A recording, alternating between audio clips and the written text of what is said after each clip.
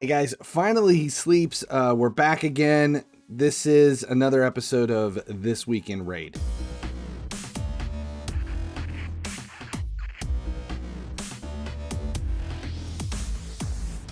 Guys, finally he sleeps. I'm back. We have some stuff coming. We've been talking about this the last couple of weeks. There's the February Fusion has to be starting very soon, and we're ready for it. The Fusion warm-up event began yesterday. It's about pulling shards and collecting champions, which kind of sucks, but it also has an extra 30 teacup points. So if you're close on the Teacup Titan event, those 30 teacup points might make a difference for you. But the Fusion is coming. Let's take a look at the Fusion, what we have to look forward to. And it is Esme the Dancer, Barbarian, very similar to Armand's, just on the outside looking at it. But it's a Valentine's Day Fusion, and she's partnered with Moto. So there's the partner. And so, you know, yeah, she does kind of look like she should go with Armand's more than whatever the hell this thing is. The worst haircut in Raid, I think, is what that is. Definitely the guard fell off the trimmers. Yeah, wow.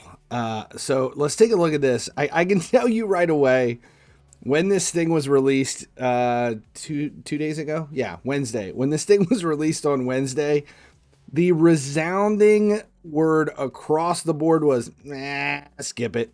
That was pretty much what everyone said. So let's take a look at this and find out why it's so upsetting. A1, one enemy attack, 50% increase attack buff on all allies for 1 turn. So 1 turn, increase attack.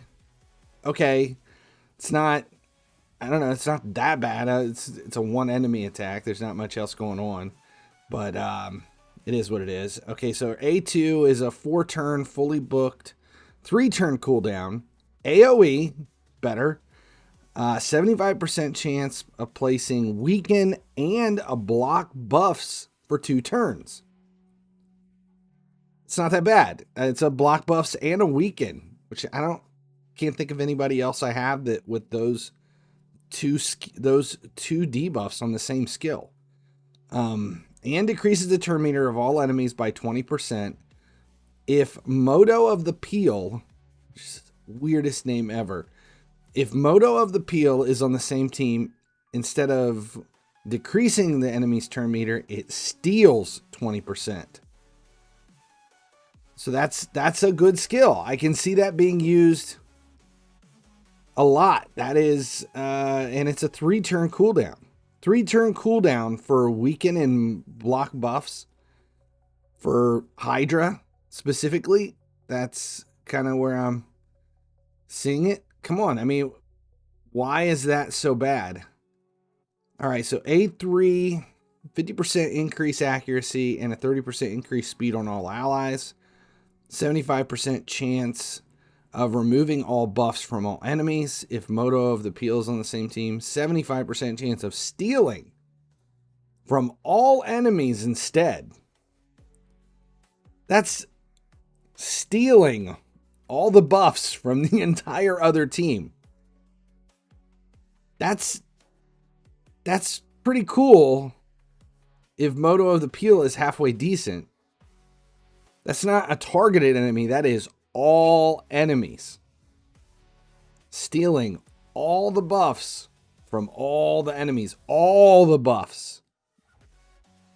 When hit has a 15% chance of randomly changing the attacker's critical hits to weak, normal, or strong hits.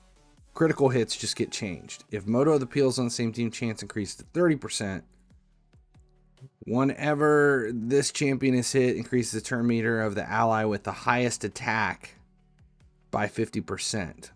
It's an all battles speed aura boost of 19, which if it was like 25 or higher, I'd be impressed. But an all ally speed, I mean, it helps, especially for something like HYDRA. So she's HYDRA.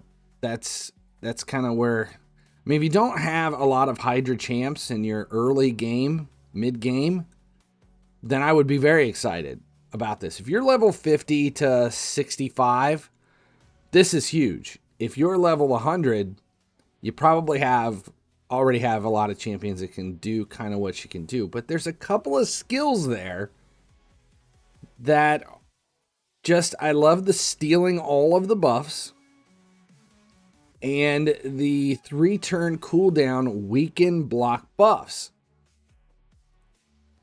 That's, I mean, you got to have Moto of the Peel to get the steel buffs thing going.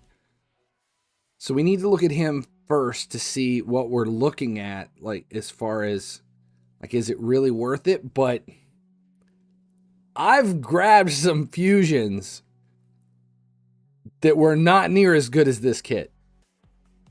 I don't use any of those fusions. They're probably all in my vault or just sitting there. They don't have any gear on them or anything, but it's that I have to have them. I have to collect them all.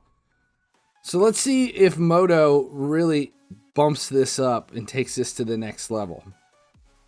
Moto of the Peel.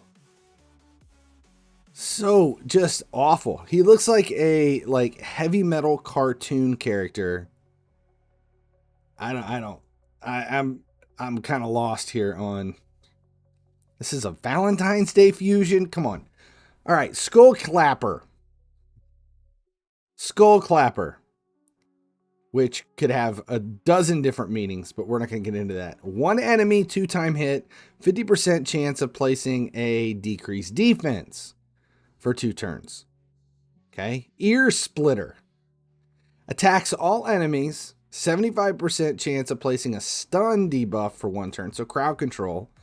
An extra hit on enemies under stun if Esme the Dancer's on the same team.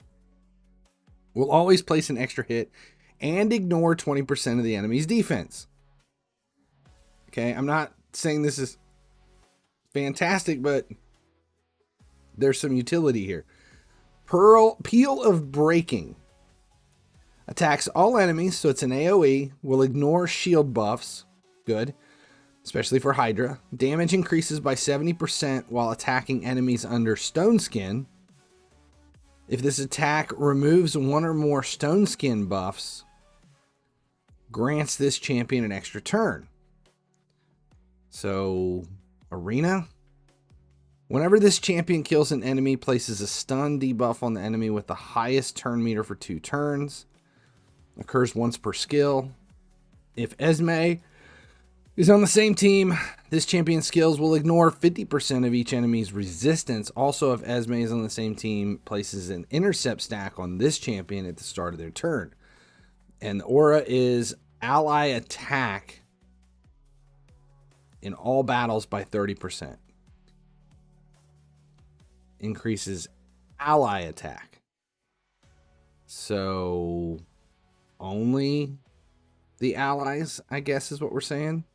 No, ally speed. I guess it's kind of generic wording here. So Moto of the Peel. We don't know how this one's going to come about because the fusion is only for Esme. And I think I am going to have to side with the community on this one. I think I'm going to skip. And that it means a lot because I never skip.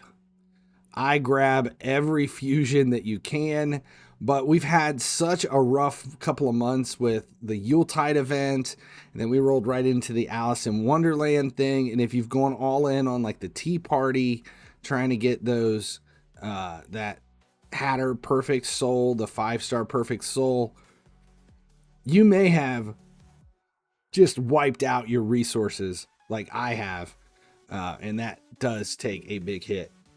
Man, the only thing to talk about is Hydra quick battles are here. If you've run 1 manual and been able to 1 key Nightmare or, you know, the highest level of Hydra, then you're set. You can quick battle everything. It's not quick. It's not quick like Clan Boss quick battles, but it is there. You can use it as long as you've basically taken out Ultra, that's Demon Lord. Hydra. If you've taken out Nightmare, then you can use your keys, your quick battles, and it can take a few minutes for that quick battle to run. And then you don't have to keep it. You can do a free regroup, but the thing to note is you can only do it 5 times a week. There's only 5 quick battles per week. So depending upon where you're at with Hydra, that's actually kind of beneficial for a lot of people just because of the time it takes. And if you decide not to use any of the quick battles, you're going to manual it or whatever, there's no harm, no foul. You can continue to manual it after your last one if you just free regroup throughout all of those. The last thing to note here is Clan versus Clan is on Tuesday because we just finished up with Siege. And this Clan versus Clan does have personal rewards. So that's it for this weekend raid, but there is one last thing I'll probably talk about. The Hell Hades free-to-play 2025 is still running. You still have a chance to get in because this is going to go on for a few months. We are here, and the progress on this thing for all of the content creators has been crazy. I am in the Queen of Hearts clan, and we are dominating, which is excellent. And this last week, it's been a big push to get your name on the leaderboards because as of right now, in 4 hours, the first reset happens. The very first reset happens, and if you look at this, the points, the one-time points, no, we want leaderboard points, end of season leaderboard points. So the first end of season ends today, and points are awarded in key areas and are based on the highest stage and best completion time on all the dungeons. Players were rewarded points based on their leaderboard position, with end of the season leaderboards awarding double points. So we're at the end of the first one, so we're going to get points based on where we're at in the leaderboard. So there's been a mad push to get our numbers and names in everything across the board here. And we're up on a lot of leaderboards now, like Faction Wars, we're still in second place. Let's see, where else do I see it? Let's just do this. This is so much easier to just do show my progress. Here we go. Overall leaderboards, we were in 10th, and guess what? We're still in 10th. We're sitting comfortable in 10th, though. That's not bad considering how many people are in this. We're down to 55. So we're sitting in 10th out of 55. Show my progress. All right, here is how my free-to-play count is doing specifically. 25th in Champ Development. 23rd, second in Faction Wars, Classic Arena. So these are all kind of mid-tier. I still don't have a fast enough champion to put the gear on. 21st in Campaign, kind of, that's like a one-time thing, so that slows down.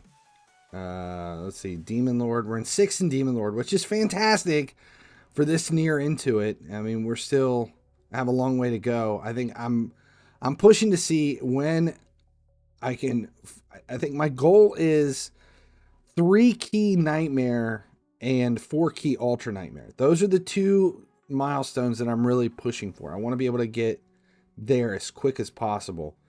8th in Hydra, 14th in Chimera, and then, Ice Golem we're in 4th, Fire Knight 10th, Minotaur 9th. See, we're in that top group across the board for a lot of this. Shogun 7th, Event Dungeon 6th.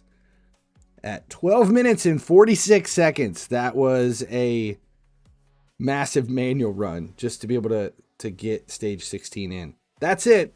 The free-to-play challenge, check it out on Hell Hades' website, and make sure you're watching the live streams.